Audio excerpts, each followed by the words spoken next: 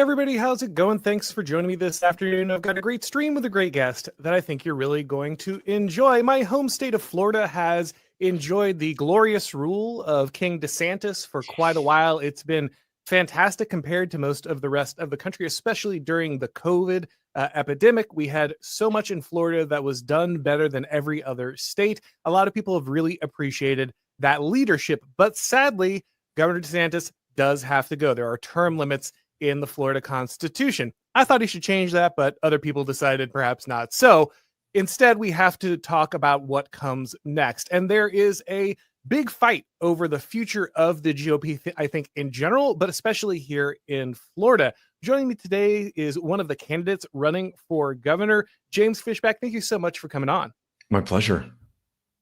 Absolutely. It's very interesting because there has been an endorsement already of a candidate in the race by President Trump, which I think is a critical thing for us to look at. But ultimately, a lot of people are asking, is Byron Donalds the person to carry on the legacy of Ron DeSantis? So I'm going to dive into that with you, why you think that perhaps you might be a better candidate for that legacy. But before we talk about that, guys, let's hear from today's sponsor. Everyone knows that college is a major investment, so it's really important to do your research. You want to find a school that shares your values, but who has the time to dig through all those college websites? Well, today I've got great news for you. There's a free, easy-to-use resource that does the work for you. It's called ChristianCollegeGuide.com. This online directory of over 250 Christian colleges and universities is a one-stop shop. ChristianCollegeGuide.com lists all the basics such as acceptance rates, tuition costs, and academic majors. But here's what makes this resource truly special. ChristianCollegeGuide.com will show you the school's faith commitments, its campus policies, and its spiritual life. All the info that you will need to find the college you can trust. This is the definitive college guide for Christian higher education, and it's completely free. So if you or someone you know is considering college, go to ChristianCollegeGuide.com to create a free user profile and start today. It's ChristianCollegeGuide.com.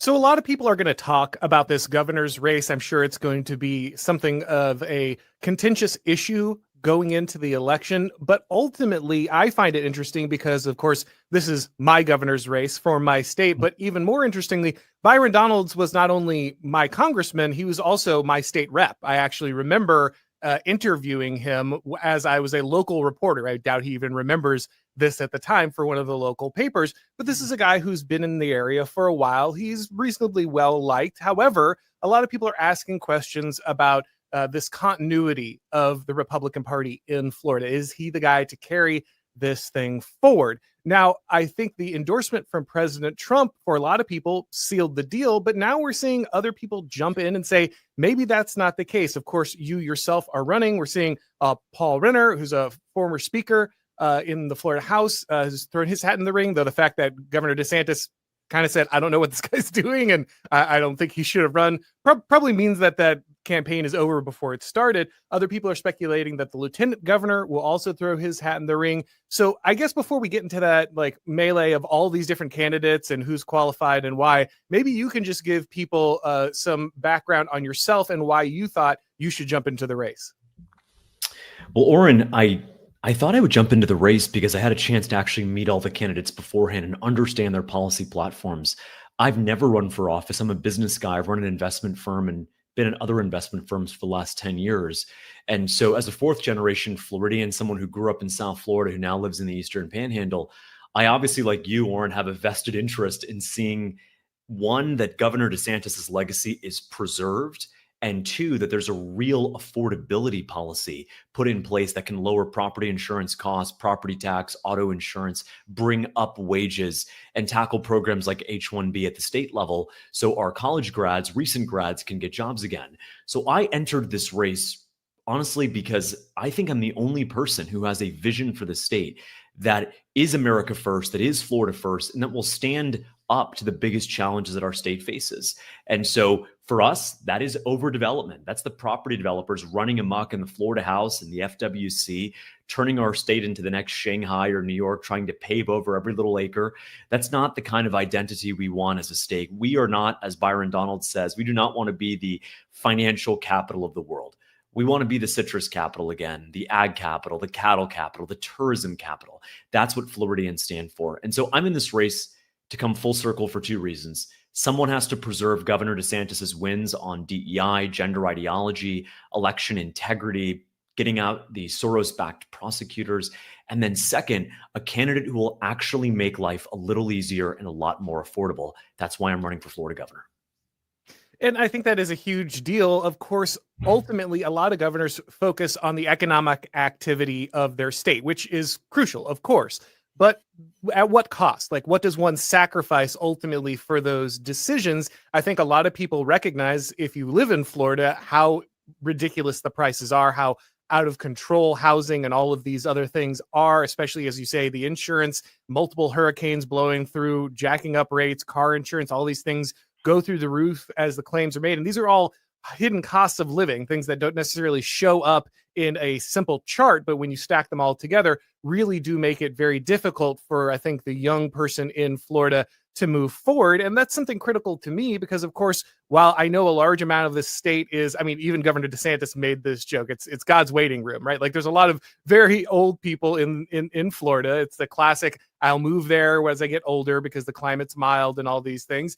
But over time, you recognize that more and more of Florida's economy and the different aspects of its tax policies and other policies have ultimately driven it towards this servicing one particular age group. And again, I have nothing against the older Floridians, but the fact that we have skewed so much of our economy and so much of our development, and the elderly care is a high percentage of jobs in large amounts of Florida, and so it's just this very skewed scenario. However, at the same time, I think a lot of people look at the Republican Party and say, well, this has to be the party of free markets, right? It's all, we are about the trade, we are about capitalism, we are about GDP. These things do matter. So how do you balance that? How do you balance that desire to constantly grow and produce and be a competitive economy with also allowing for that affordability factor so that young families can get started in the state of Florida? Well, I'll just give you one example. My parents bought their first home in 1996, where I grew up in Broward County. They were bidding against two other families that they had seen in the open house. They put in a bid for $104,000. They won it, beat the other bid by $500. Today, Auron, when you're buying a home in Florida, you're not just competing against other families, you're competing against hedge funds, private equity, Blackstone, companies that want to turn these single family homes into Airbnbs or short-term rental properties. That is not what our founding fathers set out to do when they envisaged private property. The idea being that we compete with other Americans for our soil, not with foreign interests, not with foreign speculators, and certainly not with private equity firms backed by foreign dollars. I'm just going to come out and say it. I am a staunch conservative, but I think the free market is highly overrated. That's not to say that I believe in a Marxist socialist way of dividing up resources, not at all. I believe that the free market is a great means to an end, but it is not the end itself. And the way to test this, Auron, is that if the free market were the end itself, we would have never abolished the moral repugnancy that was slavery. After all, slavery was a free market. There were buyers, there were sellers, there was demand, there was supply, there was an equilibrium price. It's the textbook definition of that. But it was more morally repugnant, which is why it must have ended. And at the end of the day, if the free market were the actual end, then we would be in the system we are now, which is the misprioritization of different policies. So I'll just give you an example. I think the end for our society, for the American experiment, should be a free people, not a free market. So a free people is one in which you don't have to compete with Blackstone to buy your first home, because we recognize in America that a delay to home ownership is a delay to starting a marriage, is a delay to starting a family. If you can't have a marriage, kids, then what is the point of all of this? It goes further to say that AI data centers would fall squarely into free markets. Well, why are we bothered if OpenAI or AI comes in and buys up 500 acres of land to build an AI data center? Well, in a free market, you might say, well, it's a market clearing price. There was a buyer, a willing seller, and so on. That is very different than a free people. A free people would say, you know what? We don't want this massive thing that makes a Costco look like a 7-Eleven convenience store. We don't want an AI data center that threatens our natural landscape, even our water supply. And we certainly don't want them hogging up the electricity on the market, because if the grid isn't welcoming new energy supply, by definition, a massive user of energy, is going to drive up energy costs as a result. And so when I say free market, I view that as a means to an end, but the end being a free people. And that is a big rift in the GOP right now, the Republican Party, is do we want to continue down this path of line go up, GDP stock market obsessed Republicans, or do we actually want to focus on the prosperity of Americans? For me, I'm an America First conservative, and I define America First not by the stock market going up, not by GDP going up, but how are average American citizens faring economically? I think the perfect way to measure this is what percentage of 30-year-old men are married and own their home. What percentage of 30-year-old men are both married and own their home? In 1960, when my dad was growing up in South Florida, half of 30-year-olds were married and owned their own home. Today, it's less than 15%.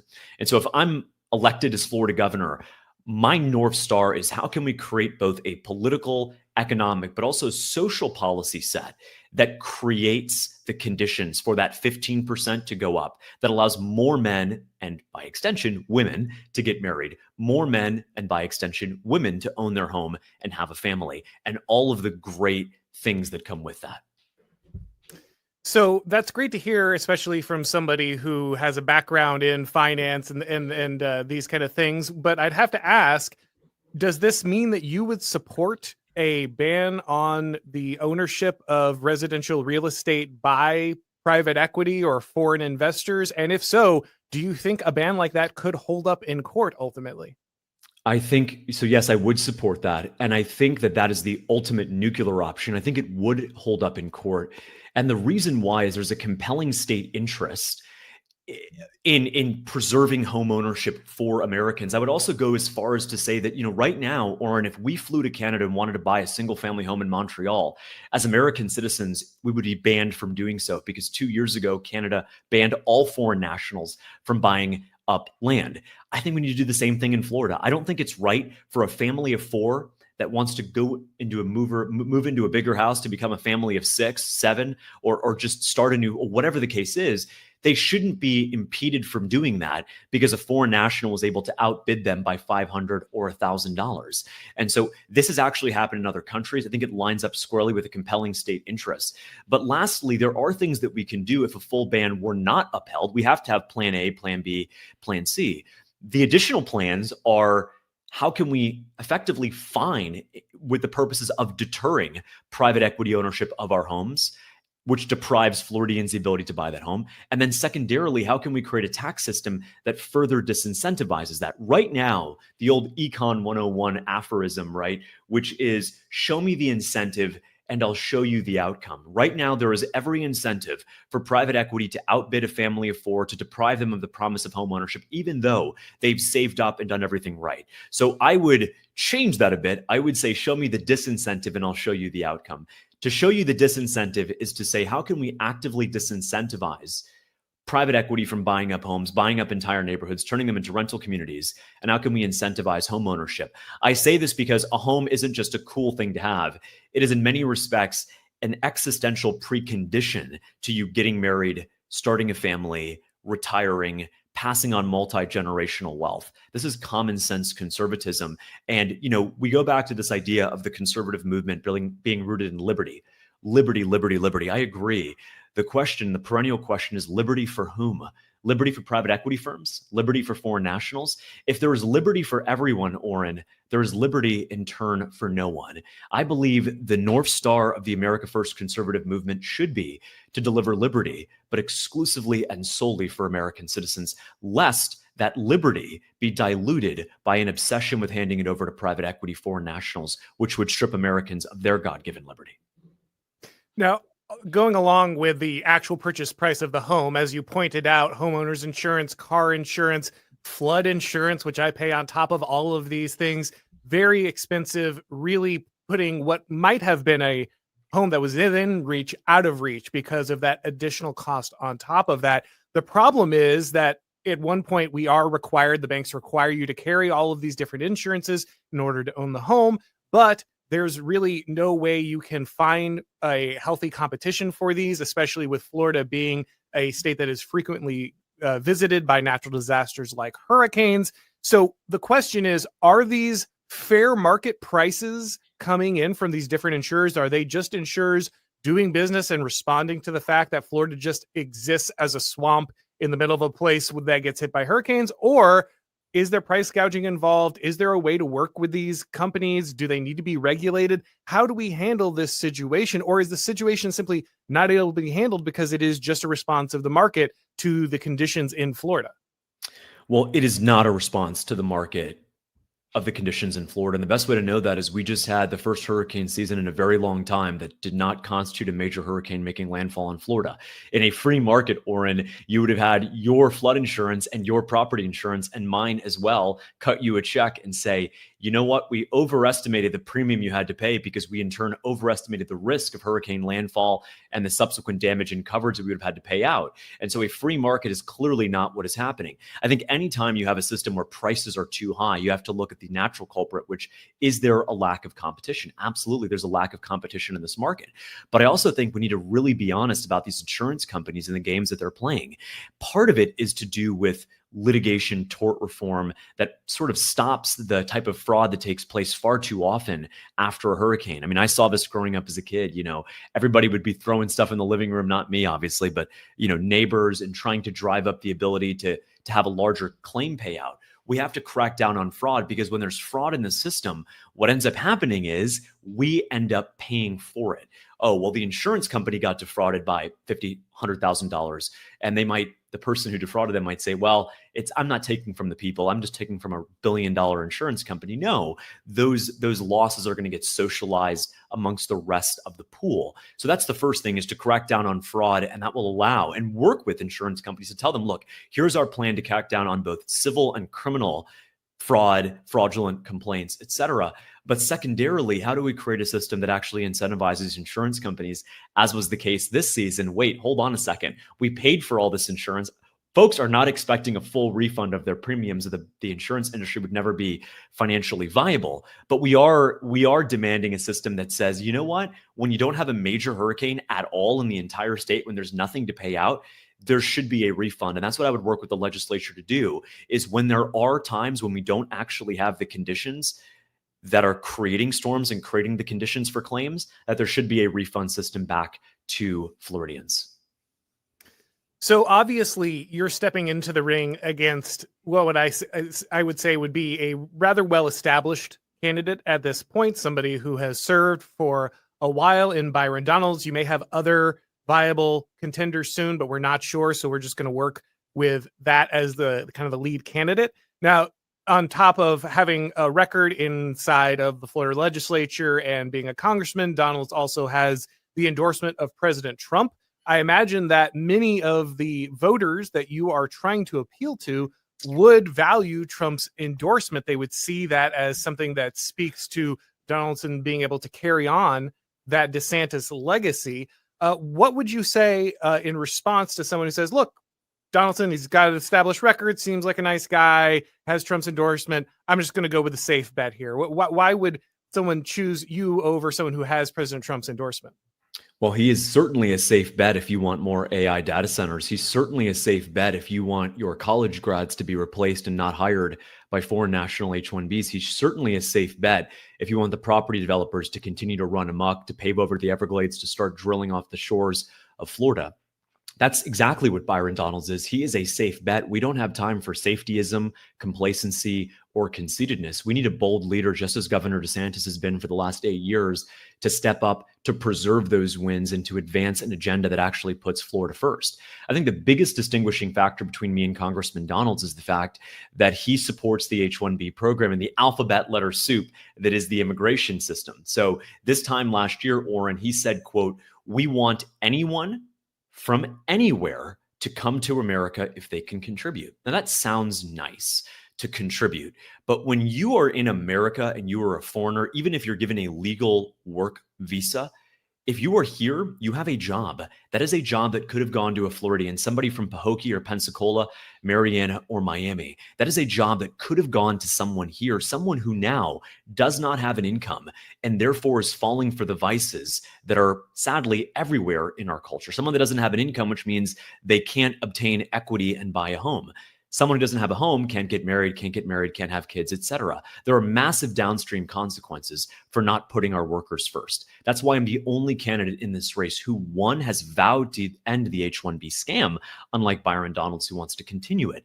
But number two, actually has a plan to address this at the state level.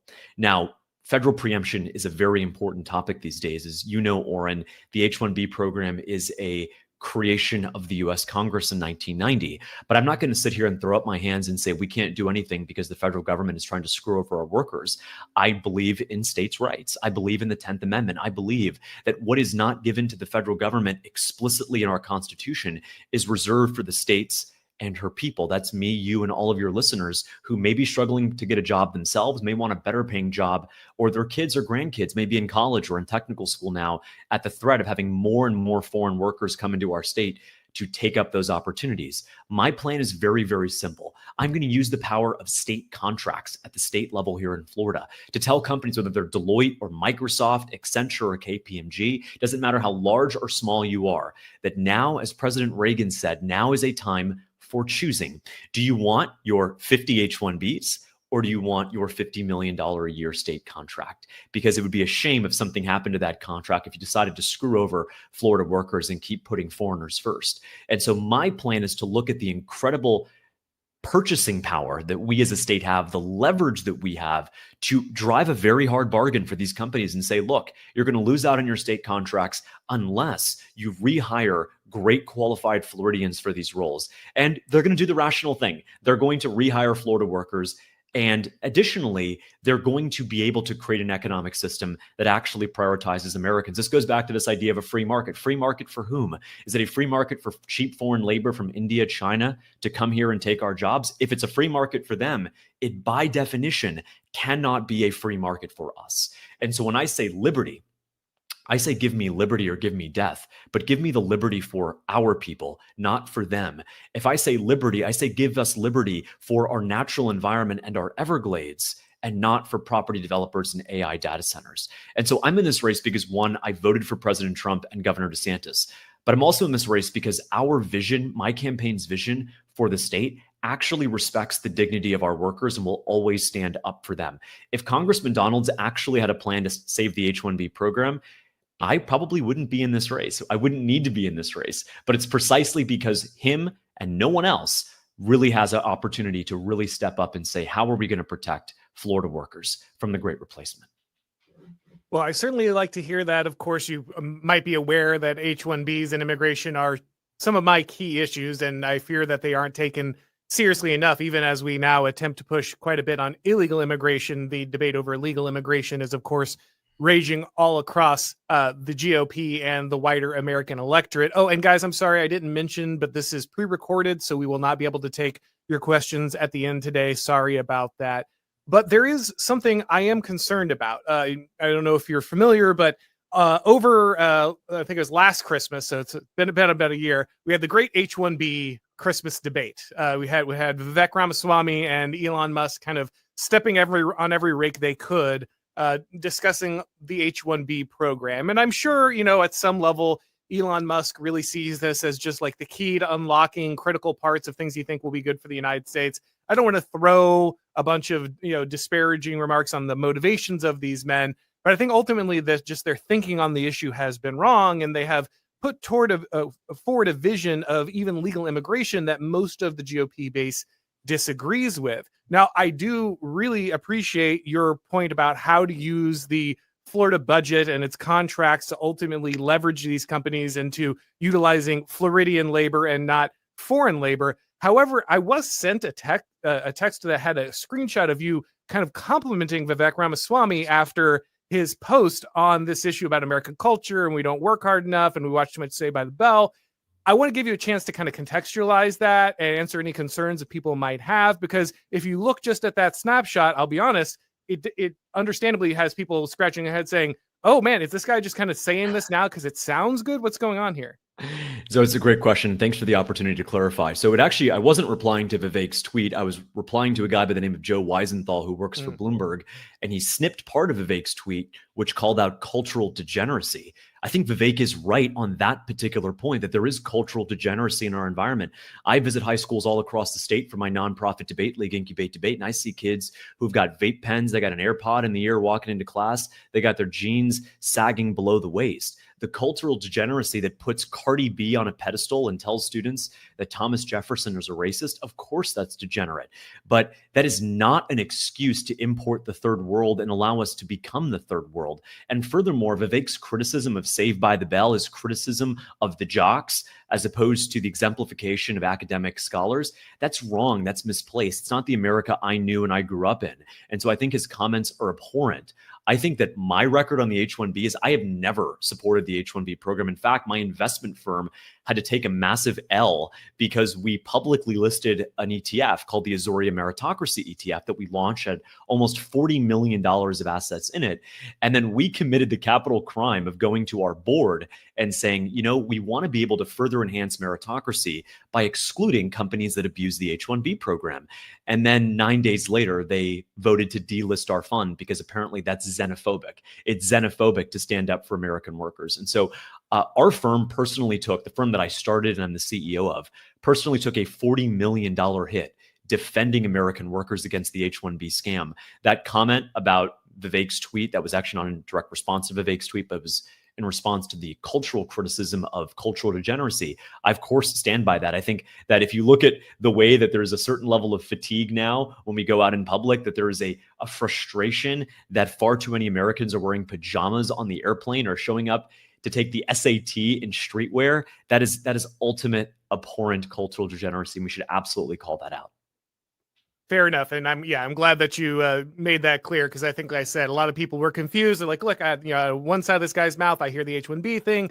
The other side, I'm seeing this. What's going on here? Because a lot of people are, I think, rightfully worried about kind of opportunists in the Republican Party in this moment. We're currently seeing a wider struggle between kind of the attempts of the old Mitt Romney, Jeb Bush kind of neoconservatism trying to kind of fight its way back into and gain control over parts of the Republican Party that have become more MAGA and populist oriented. So everyone's kind of keeping their eye out for extra fakery and that kind of thing. And so I think it's reasonable for people to be concerned about that, keep an eye out. But it's good to know that there's good context for that comment. Now, you said many times AI data centers. And I don't think most people this is not on their radar yet, but it's actually rather important. Funny enough, I just ran into some guy in a restaurant yesterday who is a Chicago executive who is planning to do all these AI data centers throughout Florida. He was very surprised to know that I knew anything about it. He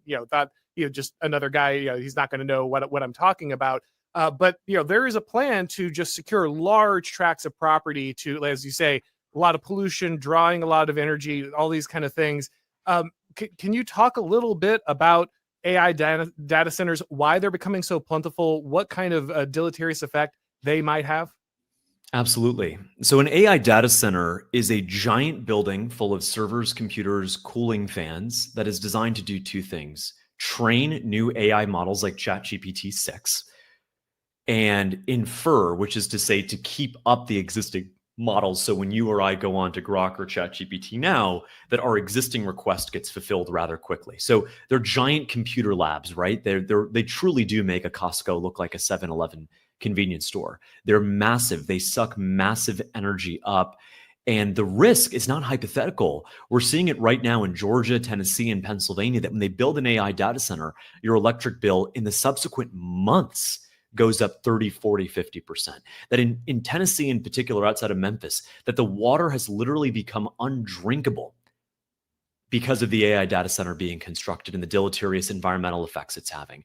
I think the great thing about Republicans in our state, Auron, in Florida, is that we are actually conservationists. We don't fall for the climate change hoax. We don't fall for the green news scam, but we do believe in preserving our environment. That's why any Republican in our state should stand up and say, you know what? We're not going to allow drilling in the Everglades. We're not going to allow offshore drilling in the Gulf of America or in the Atlantic. And we're certainly not going to allow you to spring up these AI data centers in Lakeland or in Loxahatchee and then drive up electric bills as a result. And so I am pro AI. I am pro the technological revolution, absolutely.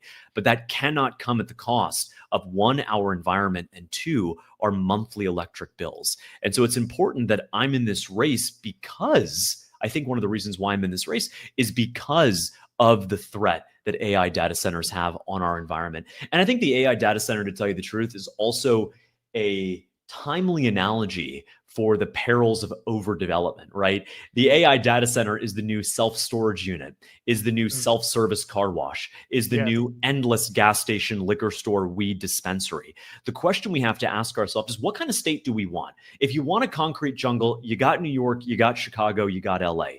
Are we sick of the traffic? Are we sick of the endless urban sprawl? Are we sick of strip mall after strip mall? Are we sick of new Section 8 style housing units? There's a law in economics you'll be familiar with, Auron, which is called Say's Law. If you build it, they will come.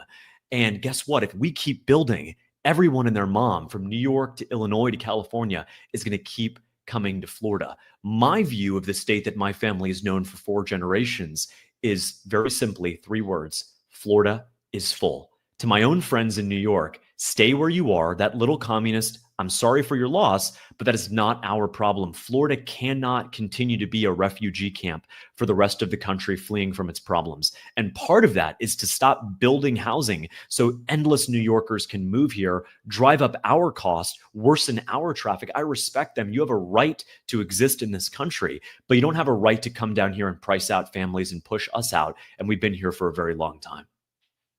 Yeah, I mean, I'm not going to push your luck by asking you what we're going to do about the New Yorker problem, like whether we're going to erect border control at the Florida-Georgia line. But I agree with you 100%. Yeah. That's a massive issue. There is, as you know, there is a constitutional right to mobility that's implied in the First Amendment. Clearly, that is something we cannot do, even if we wanted to. We're not building a wall. We're not tariffing anyone. But I think we can make clear that the benefits of Florida should largely accrue to Floridians, which is why my property tax abolishment proposal only goes to Florida residents and their primary homesteaded residents, nothing else. So if you're a snowbird from New York and you want to come down and spend 5-6 months out of the year in Palm Beach or in Polk County, be our guest, but you're not going to get the incentive of home ownership here. And we have to be honest about, again, who are we serving, right? Well, we need to serve everyone. Well, if you're serving everyone, Auron, you are by definition serving no one. If everyone has $1 million, functionally, no one has $1 million. And so my job as Florida governor, if given this responsibility by the voters, is to put Florida first, to put Floridians first, to prioritize our workers. I'll give you just one other example of this. A couple of weeks ago, President Trump had an interview with Laura Ingraham in which he doubled down on this proposal to bring in 600,000 Chinese students. Now, Chinese students would come to our universities, be given the F1 visa, which allows them to study in the US at an accredited university. Now, I, as Florida governor, could not revoke an F1 visa, but here's what I could very clearly do, and I would pledge to do on my first day as governor, which is I would direct the board of governors that oversees our state universities like UF, FSU, UCF, FGCU, not too far from where you are in Southwest Florida. I would direct them to raise tuition on all foreign students to $1 million a year.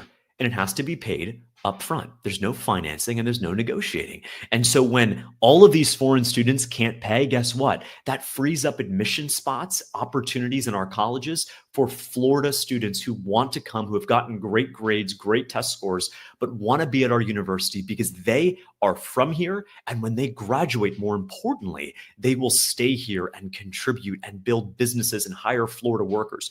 Call me crazy. If the Florida taxpayers like you and me are going to fund public universities here in Florida, then those admission spots, those seats in our classrooms and our lecture halls should go to Florida residents. And as Florida governor, I'm going to use the full power of my executive to direct state universities to raise the price. Again, show me the incentive, show me the outcome, raise the price out the foreigners, welcome back thousands of Florida students who have great test scores and grades so they can contribute to our universities.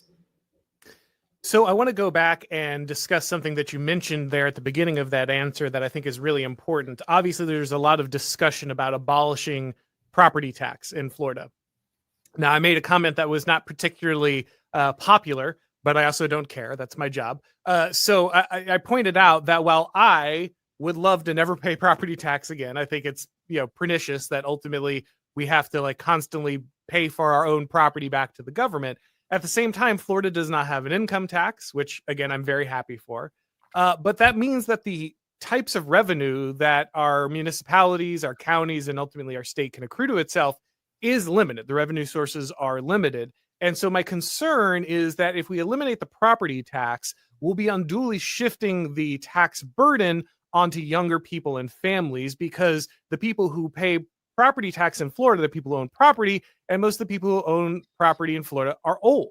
They tend to be retirees. They tend to be people who have been in their homes for a long time. They bought their home back for $50,000 and now it's worth $500,000, these kind of things. You can understand why you don't want them to be hit by these massive property tax increases. But at the same time, if they're not paying those taxes, then you're eliminating the majority of that income that's going to come in. Where else is that going to come from? Now, I know you've said that you're going to limit that to Florida residents, which is great. I think that's about half of the solution there, because we don't have to worry about the snowbirds ultimately utilizing this. But what will we do for tax revenue in Florida? And what are you concerned about shifting that tax burden away from older property owners in the state? Well, I'll just give you one example. I was in Brevard County, which is where Kennedy Space Center is, Port Canaveral, which is a massive port. There was the Carnival cruise ship there that was just unloading. That was incredible. What I think each county is going to end up doing is going to need to be a custom tailored solution, just because property tax is a wealth tax, right? If you or I buy $10,000 of Apple stock and it doubles next month and we don't sell it, we don't owe them a tax bill. But if you buy your home and it doubles, you now owe the government the increase in a yearly property tax bill. So it is fundamentally a wealth tax, which strikes at the heart of the Constitution. It's totally unconstitutional. So again, I think two things can be true. One, property taxes are morally repugnant, unconstitutional, constitute wealth taxes and need to go. And then number two, solving for that revenue is not going to be easy, but we should still welcome the challenge because, again, getting rid of slavery was not particularly popular in the South. It was also a massive negative economic shock to the Southern economy, but it still made sense, obviously, to do it. It was morally repugnant.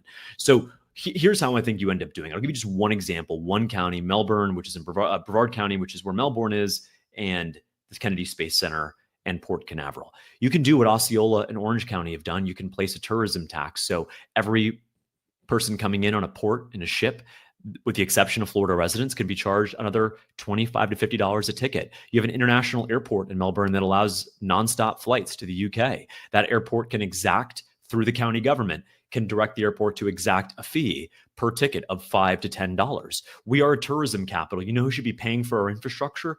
The people who come into our state to spend a weekend with us.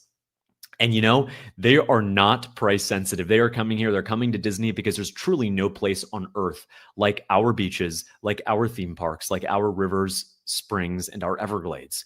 And so I would welcome a shifting of the tax burden away from property owners and toward people who visit our state, toward tourists. The second thing I'll say is it's not just raising new revenue. It is also drawing down costs. So I have said that one of the first things that I would do is direct our schools to do a full audit to ensure that every single student is in fact a citizen or legal resident of the United States. In 1982, the Supreme Court had a disastrous decision called Plyler v. Doe, which found that children who are illegal immigrants still have a constitutional right to attend our public schools. That was a horribly decided decision, much like Roe v. Wade. And much like Roe v. Wade, when Mississippi stepped up and challenged the legality of that law in 2022, we as Florida and me as governor would stand up and challenge the legality of Plyler v. Doe. Now, what is the downstream consequence of this?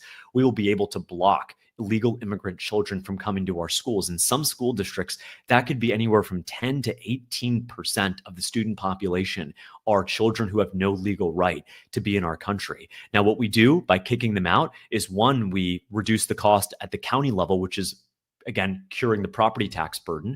Because again, if 15 to 20% of a school is full of illegal immigrants, you could presume that getting rid of them would cut school funding, against all else equal, would cut school funding by 15 to 20%, saving money for the taxpayer. Secondarily, a lot of these kids don't speak English. So when they're sitting in class twiddling their thumbs, they're also detracting from the actual productive classroom environment and hurting other kids in the process. And third, to go to the immigration thing, if you take away the free childcare that so many illegals use, which is our public schools, you now give them an active disincentive to leave.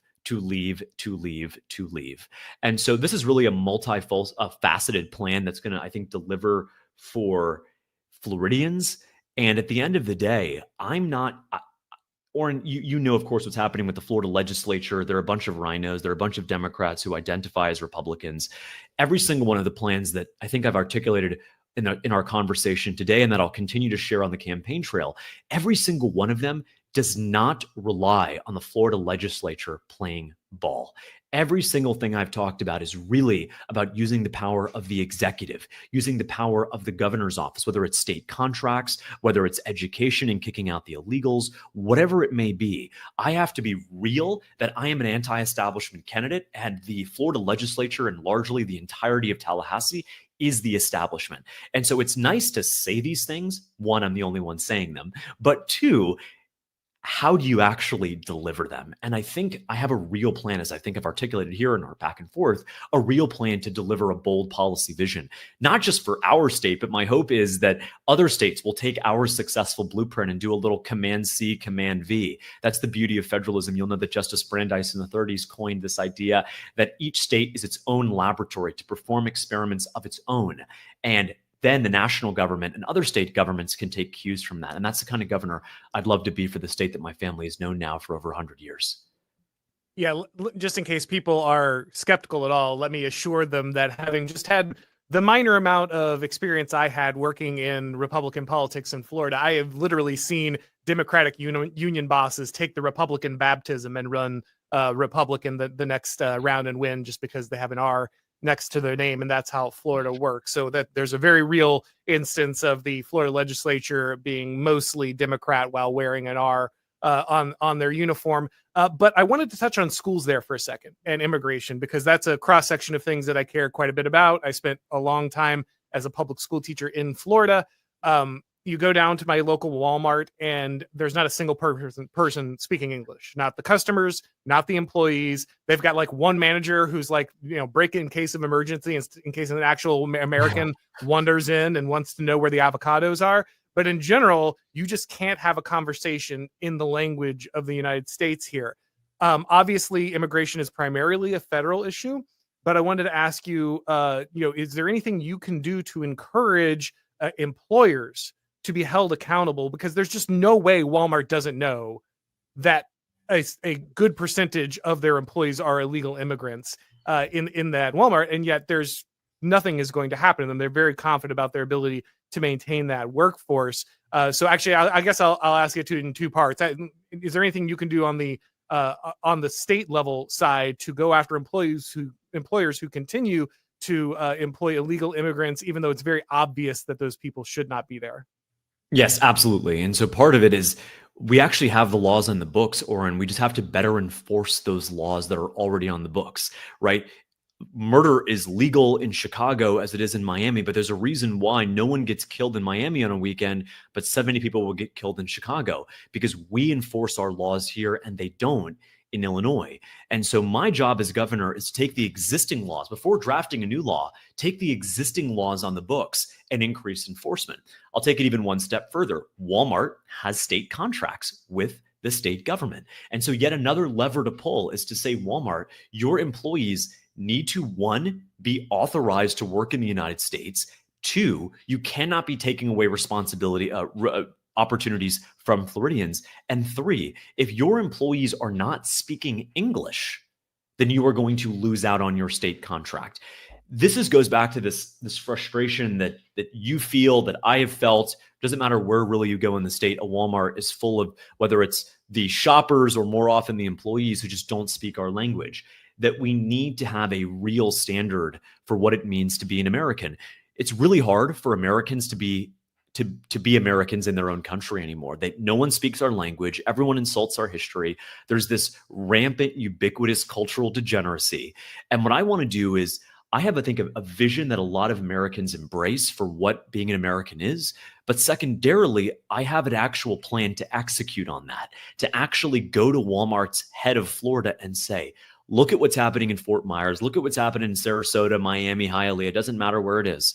We need to turn this around. We need to fix it, or our future relationship, the one between Walmart and the state government of Florida, is going to really have some issues.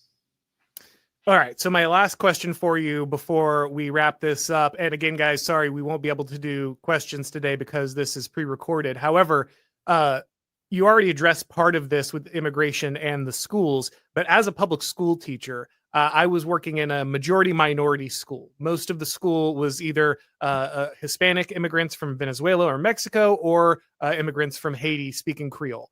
Lots of English as a second language, lots of students who can't understand what's going on, impossible to get certain lessons taught in school. Very concerningly, also, immigrants basically got an automatic C or B in the classroom. If you didn't do that, then the principal was going to come down and say, you're failing minority students and you have to, you have to fix this. It's your fault if they're failing.